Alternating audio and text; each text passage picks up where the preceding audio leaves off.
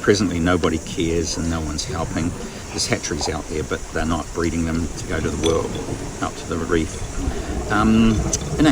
In a hatchery situation, just 12 giant clams can hatch 65,000 babies. They have to do this a couple of times a year. And another interesting thing is, for about $6,000 or under $6,000, you can actually build your own hatchery. And that can be part of your resort, or you can just do it anywhere on the coastline. They're fun, they're really low cost and easy to run. And we do it because, after 30 million years of existence, this is the last generation that we see in the ocean. Giant clams are what they classed as functionally extinct. They're sitting alone and they're unable to breed. So they're just too far apart now, too few and too far apart. To breed, all clams, and giant clams especially, need to be close together and shoulder to shoulder and live in reasonably large numbers. No species deserves extinction. On our island, on Dragon Island, we're building a pilot project and hatchery. It's a pretty perfect island here. It's a true Garden of Eden, and we'd love people to visit. This is our setup, and we've built all this and got the small boats and all this in preparation for the hatchery. And this is our hatchery area now, and the boys. And our dream and goals is to inspire hundreds of resorts to set up hatcheries as well, and to seed simple resorts, simple hatcheries that together we can hatch millions of clams. So these are our tanks, simply made. And this is a small hatchery in the islands, and these they're set up for under $6,000. They're low cost and easy to grow, requiring no food and small water. So, but these go to the aquarium, American aquarium market. They get about $50 each for the small clams. So the second part is, after hatching them and getting to about 6 months old, we want resort hosting, 6 to 12 months, so we can place them in small cages, or they can go in resort tanks. So we want to transfer them to resorts. One hatchery can look after about 60 resorts. So and globally there are thousands of perfect resorts on beautiful clean water for resort hosting.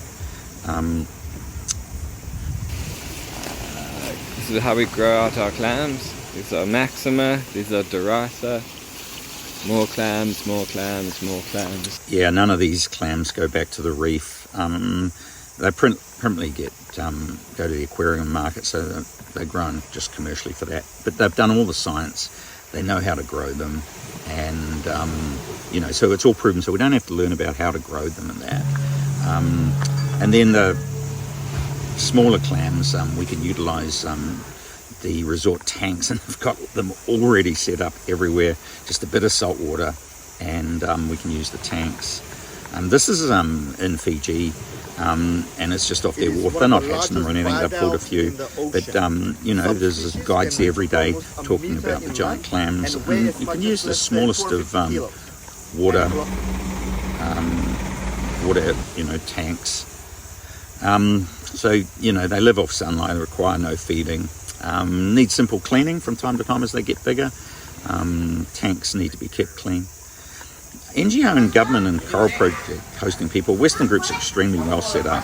They've got a lot of money, but it's highly unlikely that these guys aren't going to hatch clams and do this project. The pearl oyster farmers are the savvy businesses. They're all set up. They've got tanks. They're right on the coastline. They're where clams used to once grow. They're knowledgeable, and it can add to their business. And also they could on-sell these clams to the resorts, so to recover the money and time they put in. And then third part of this project is the best part, releasing them to the reef. So here's some clams, and they've grown together, they're clustered together, and shoulder to shoulder they're breeding again. So they're naturally breeding with high success rates on the reef once again. The clams are just stunningly beautiful.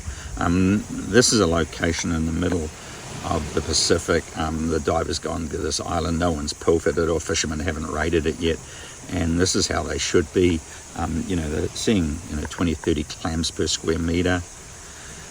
So they do not deserve extinction. So we can collect their sperm either in the wild or at our hatcheries. We need people to help us a little bit. There's lots of money out there. We tend to get none. We don't need a lot of money, and we want to get this going as fast as we can, get websites up and get information so that others can copy. There's quite a lot of others copying.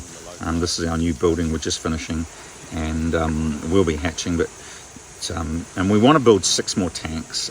It's not expensive, so yeah, come dive with us. Love to show you around, see for yourself, and we'd love anyone to help. We'd love a founding patron to join us. Yeah, please call.